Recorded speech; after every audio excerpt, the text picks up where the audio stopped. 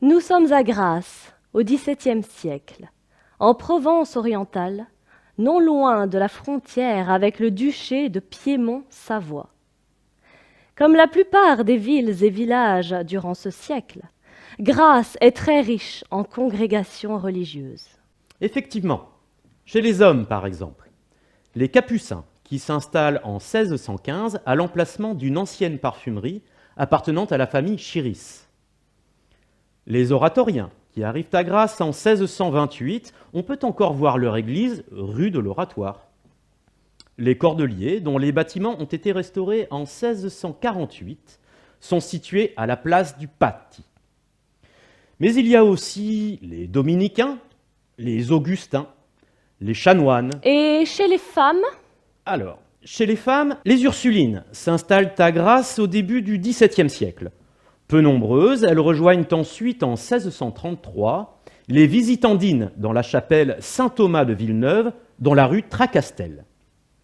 Chassées par la Révolution, ce n'est qu'en 1820 que ces Visitandines déménageront hors les murs de la ville sur un terrain que les Grassois appellent aujourd'hui la Visitation. Intéressons-nous aux Ursulines, qui, avec les oratoriens, sont deux nouvelles congrégations issues de la contre-réforme de l'Église catholique. Il faut savoir que ces deux ordres, bien qu'ils soient de sexes différents, ont toujours été très proches. C'est bien vrai. La congrégation des oratoriens est fondée à Rome au XVIe siècle, alors que l'ordre des Ursulines a été fondé à Brescia, en Lombardie, à la toute fin du XVIe siècle. Et la première congrégation en France est allée s'installer quelques 50 ans plus tard dans le comtat vénessin, aux alentours d'Avignon, puis dans la ville même. Ses membres sont bien souvent issus de la noblesse, ce qui explique que l'on peut y découvrir de très belles voix travaillées qui plaisent énormément à l'assistance. Une d'entre elles, Anne d'Albert de Luynes, supérieure de la congrégation de Pont-Saint-Esprit, dans le comtat vénessin, est la sœur du connétable de Luynes, favori de Louis XIII. Leur style de vie cause beaucoup de discorde. Devait-elle vivre cloîtrée ou pas? Leur fondatrice le souhaite, mais les oratoriens s'y opposent. Anne d'Albert de Luynes résiste, comme bien d'autres, à cette clôture.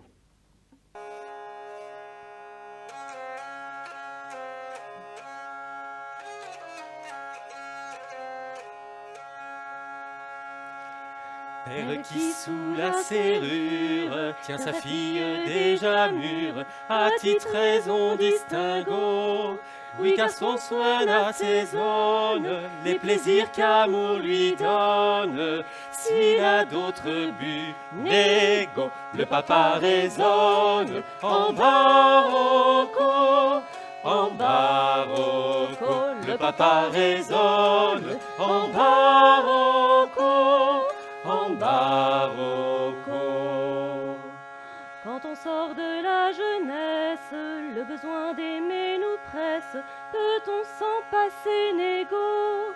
Vouloir vaincre la nature est une chimère pure. J'en conclus et mon ergo. Ce n'est pas conclure en barocco, en barocco. Ce n'est pas conclure en barocco, en barocco. Tôt ou tard il faut qu'on aime, et la raison elle-même dit quelquefois concedo. Mais quand la loi trop sévère veut qu'on y mêle un notaire, c'est un fâcheux distinguo. On n'aime plus guère qu'en barocco, qu'en barocco. On n'aime plus guère qu'en barocco, qu'en barocco. Prendre épouse à barbe grise, est-ce lui faire une sottise? Oui, ma foi, sans distinguo. Un vieillard qui n'a dans l'âme qu'un petit reste de flamme, est-ce un vrai mari négo? Il ne nous fait femme qu'en barocco, qu'en barocco. Il ne nous fait femme qu'en barocco, qu'en barocco. Or l'hymen point de tendresse, elle offense la sagesse. On le dit, mais distinguo, on peut jusqu'à certain âge attendre le mariage. Par-delà 20 ans, négo, sans être un peu sage, en barocco, sans être un peu sage, en barocco. Chaque pièce qu'on nous donne, messieurs, nous la croyons bonne, mais avec un distinguo. Le premier jour vous plaît-elle, alors nous l'assurons-elle, sans ce jugement négo, l'auteur en appelle, en barocco. L'auteur en appelle, en barocco.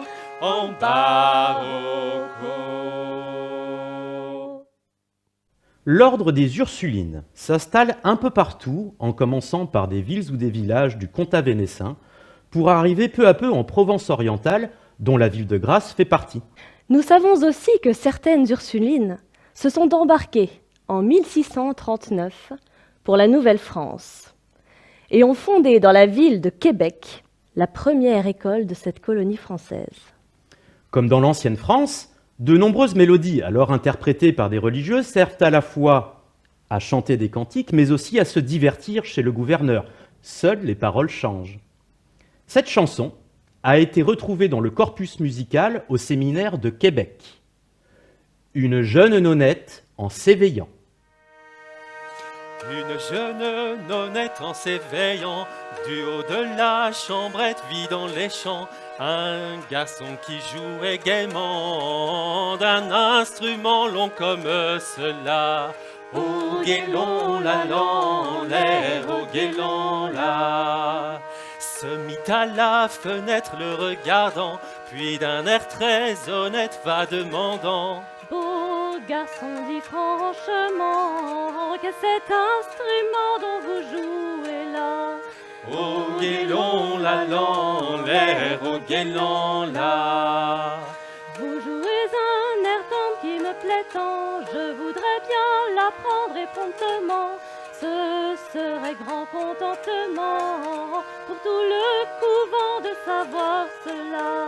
Au guélon la l'air, au guélon la. Regarda la pucelle fort tendrement, et la voyant si belle dit en riant. Descends car mon instrument, quoiqu'il soit bien grand, n'atteindrait point là.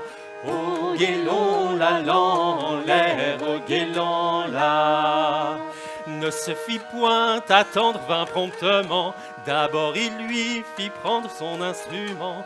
En joua si parfaitement, si gaillardement dès ce moment-là. Au guélon la l'air, au guélon la. Cette leçon finit trop brusquement, notre nonne jolie dit doucement. J'en aurais joué plus longtemps. Puis elle le fit tant qu'il recommença. Au guélon la l'air, au guélon la.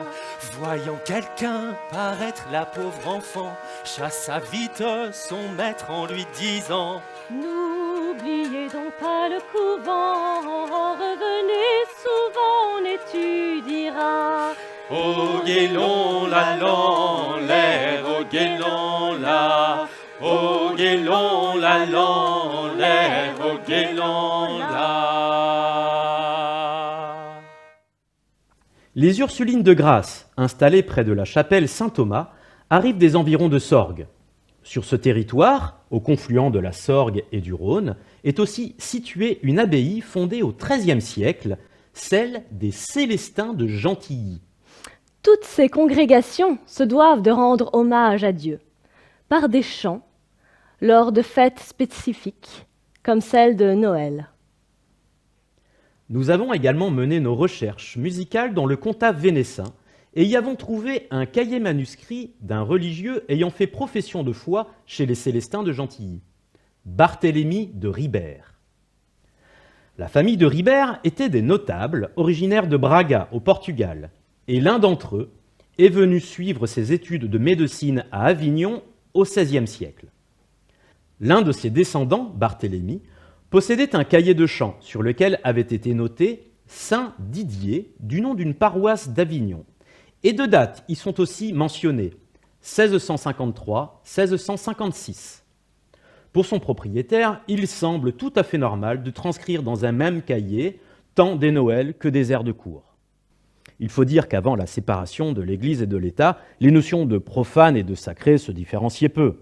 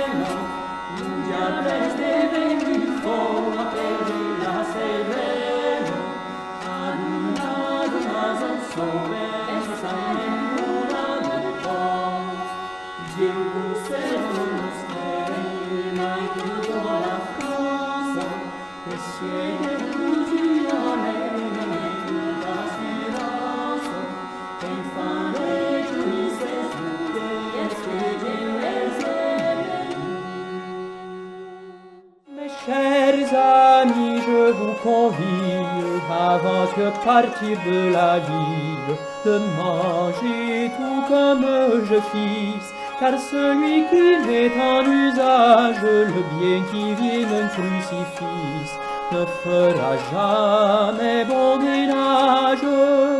Ma vie à tous fera paraître qu'un bon pasteur doit jamais paître ses brebis le long d'un ruisseau.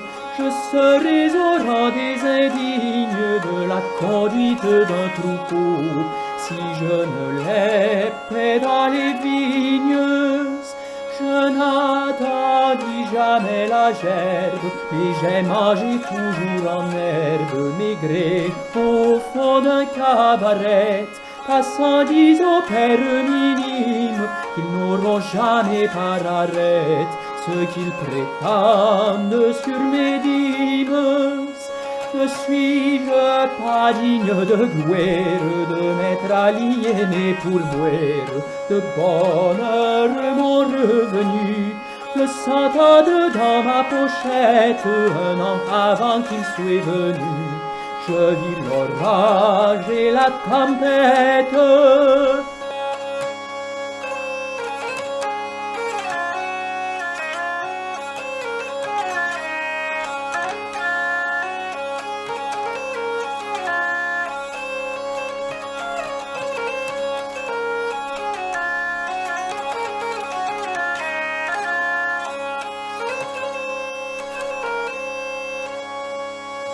Me sentant l'âme vouée en plaine, l'autre jour je dis à moi-même, je dois mourir dans un moment.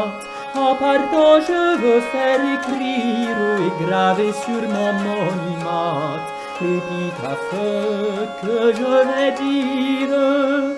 Passant la charité t'évite, jetant du vin pour d'eau bénite sur ces ossements altérés.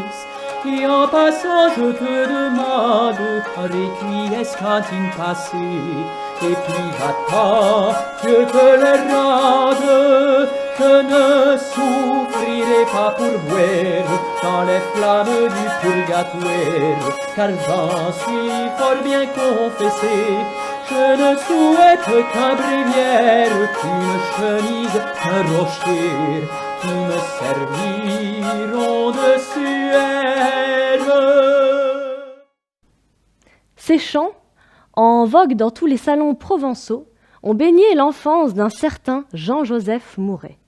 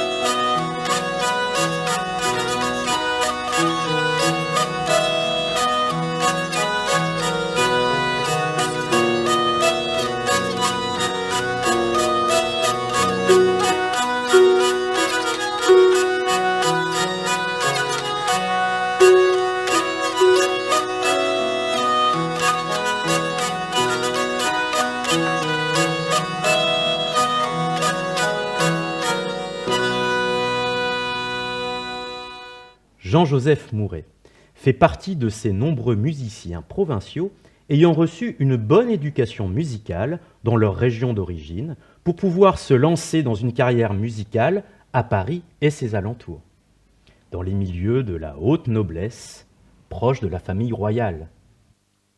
Le jaloux. Être commode, être jaloux, c'est à peu près la même chose. Des biens ou des maux, malgré nous, c'est notre étoile qui dispose. C'est erreur de s'inquiéter de ce qu'on ne peut éviter. Autrefois, on ne payait pas, mais il fallait aimer pour plaire. Il en coûtait trop d'embarras, trop de façons et de mystères. Nous avons changé cet abus. Nous payons et nous n'aimons plus. Pour me défendre d'écouter un amant qui me trouve aimable, maman vient toujours me chanter qu'un homme est un monstre effroyable. Ce qu'elle en dit, c'est pour mon bien, je le veux, mais je n'en crois rien. On me dit de ne point juger d'une fille sur l'apparence, et que je dois, pour m'engager, attendre un peu d'expérience. Peut-être que je ferai mieux, mais à quoi donc servent les yeux ?